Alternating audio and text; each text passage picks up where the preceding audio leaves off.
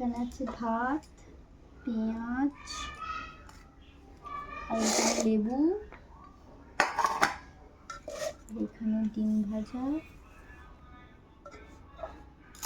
এখানে ডিম ভাজা, আর এখানে সব রকম সবজি দিয়ে তরকারি, ডাঁটা, তারপরে এটা সিম, আলু, সোয়াবিন দিয়ে তরকারি। আমার ভাতটা বাড়ছে।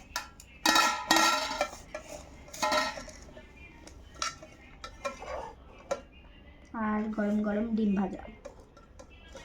আজ দুপুরের এই মেনু। ঢ্যাঁড়সটা অল্প একটু ছিল বলে তাই ঢ্যাঁড়সটা ভেজে নিয়েছি।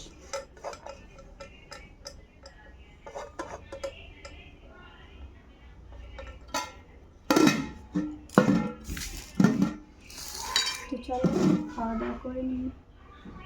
টাটা।